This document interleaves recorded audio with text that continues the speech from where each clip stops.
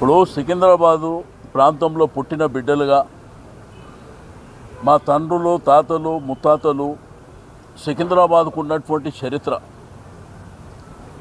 ఇప్పుడే దేశపతి గారు చెప్పినట్టు ఒక రైల్వే స్టేషను, ఒక గాంధీ హాస్పిటల్, ఒక మోండా మార్కెట్, ఒక మాంకాళీ జాతర, పెరేడ్ గ్రౌండ్స్ కానివ్వండి, ఆర్ట్స్ కాలేజ్ కానివ్వండి, మహబూబ్ కాలేజ్ కానివ్వండి, రాష్ట్రపతి గారు విడిది చేసేటువంటి బొల్లారం ప్రాంతం కానివ్వండి, ఆ మట్టితోని ఆ భూమితోని మాకున్నటువంటి అనుబంధం సంబంధం ఈరోజు ఈ ముఖ్యమంత్రి గారు మరి మా తల్లిదండ్రుల పేరే మార్చే పద్ధతిలో ముందుకు రావడం అనేది దుర్మార్గమైనటువంటి చర్య. మేము ఆ కార్యక్రమాన్ని తీసుకున్నప్పుడు ముఖ్యమంత్రి గారు ప్రెస్ కాన్ఫరెన్స్ పెట్టి చెప్పిండు నేను సికింద్రాబాద్ జోలికి రాలేదని. కానీ బేగంపేట ప్రాంతం కానివ్వండి, బోయిన్పల్లి ప్రాంతం కానివ్వండి, మోండా మార్కెట్ ప్రాంతం కానివ్వండి, నార్త్ జోన్ ఆల్రెడీ వేరే కమిషనరేట్లో కలిపినటువంటి ఆల్రెడీ ఫంక్షనింగ్ కూడా జరుగుతుంది. దీన్ని ఏంటంటే మా అస్తిత్వం, మా ఆత్మ గౌరవానికి సంబంధించినటువంటి ఈ యొక్క కార్యక్రమాన్ని మా ప్రజల హక్కుగా అక్కడ ఉన్నటువంటి విద్యార్థులు కావచ్చు, డాక్టర్లు కావచ్చు, అడ్వకేట్లు కావచ్చు, అన్ని మతాలు అన్ని వర్గాలు కావచ్చు, ఎప్పుడు సికింద్రాబాద్ ప్రాంతం పీస్ఫుల్గా ఉండేటువంటి ప్రాంతం. హైదరాబాద్ జంట నగరాలంటే ట్విన్ సిటీస్ అనగానే ట్యాంక్ బండ్ రైట్ సైడ్ ఏమో హైదరాబాద్, లెఫ్ట్ సైడ్ ఏమో సికింద్రాబాద్.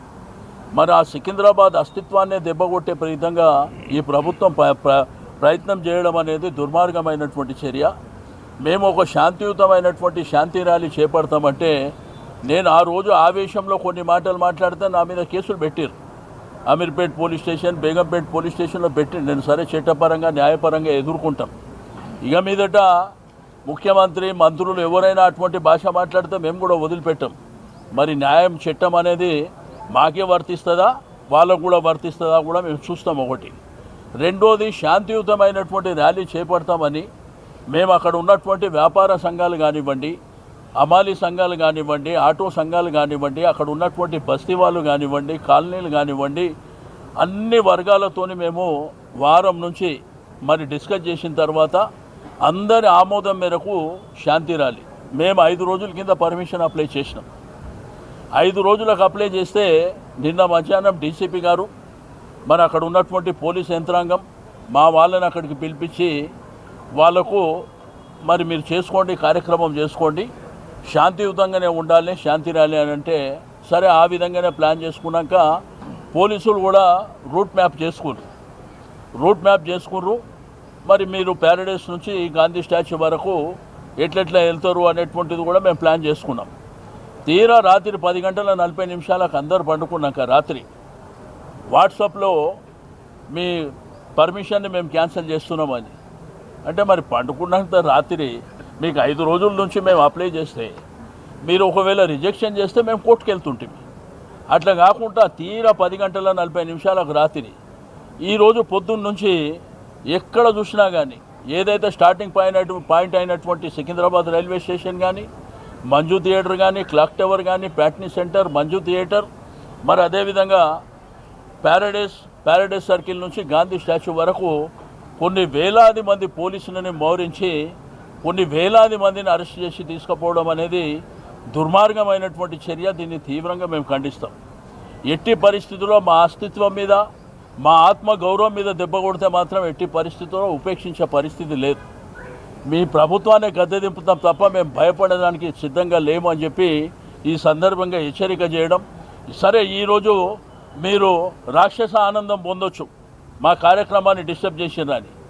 మేము న్యాయబద్ధంగా కోర్టు నుంచి, న్యాయస్థానం నుంచి పర్మిషన్ తీసుకొని ఫస్ట్ వీక్లో తిరిగి ఆ కార్యక్రమాన్ని మరి అక్కడ ఉన్నటువంటి ప్రజల చైతన్యం, ప్రజలు ఏ విధంగా బాధపడుతున్నారో, వాళ్ళ మనోవేదన ఏందో అవన్నీ మీకు ఫస్ట్ వీక్లో చూడబోతున్నాం. బట్ ఒక్క శాంతి ర్యాలీతోనే కార్యక్రమాన్ని మేము ఆపం. విభిన్న రీతిల్లో విభిన్న కార్యక్రమాలు చేసుకుంటూ మేము ముందుకెళ్తాం. ఎట్టి పరిస్థితుల్లో మా అస్తిత్వం మీద దెబ్బ కొడితే మాత్రం మేము వదిలిపెట్టేటువంటి ప్రసక్తే లేదు. అసలు నీ ప్రభుత్వానికి ప్రజలు అవకాశం ఇచ్చింది దీనికా? ఈరోజు మల్కాజిగిరి ప్రాంతం కానీ, సైబరాబాద్ కానీ, హైదరాబాద్ కానీ, శంషాబాద్ కానీ నువ్వేమైనా డెవలప్ చేసినావా? నీ ప్రభుత్వం వచ్చిన 2 సంవత్సరాలల్లా ఒక్క ప్రాజెక్ట్ అన్న కట్టినవా? ఆ రోజు కేసీఆర్ గారి నాయకత్వంలో కేటీఆర్ గారు మున్సిపల్ మినిస్టర్ ఉంటే ఆ కార్యక్రమాలు ఏవైతే మేము టేకప్ చేసినావో అవి ఎండింగ్కి వచ్చినాయి, మీరు ఇనాగ్రేషన్లు చేసుకుంటారు తప్ప మీరు ఒక్క కార్యక్రమాన్ని కూడా చేపట్టిన దాఖలాలు లేవు. ఏం చేస్తున్నారు? మీ ప్రజాపాలన అంటే ఏం డెవలప్మెంట్ చేసిర్రు? హైదరాబాద్ సిటీలో, సికింద్రాబాద్ ప్రాంతంలో ఏం అభివృద్ధి చేసిర్రు? ఒక్క కార్యక్రమం కూడా మీరు టేకప్ చేయకుండా 6 గ్యారెంటీలు, 420 హామీలు ఈరోజు ప్రజలకు ఇచ్చినటువంటి వాగ్దానాలు పక్కన పెట్టి ఈ తుగ్లక్ పనులు, పనికిరాని పనులు, పేర్లు మారుస్తా, మీ తల్లిదండ్రుల పేరు మారుస్తా, మీరున్న ప్రాంతాల పేర్లు మారుస్తా. నీకెవడంటే అధికారం ఇచ్చింది? ఈరోజు ప్రజాస్వామ్యంలో ప్రభుత్వాలు వస్తుంటాయి, పోతుంటాయి, కానీ ప్రజలు శాశ్వతం, అక్కడ ఉన్న అస్తిత్వం శాశ్వతం. అంతేగాని నీ ఇష్టం ఉన్నట్టు పేర్లు మార్చుకొని పోతే అల్టిమేట్గా మా ప్రభుత్వం వస్తే ఏం చేస్తుందో మా గౌరవ యువ నాయకులు కేటీఆర్ గారు మరి చెప్తారని చెప్పి తెలియజేస్తాం.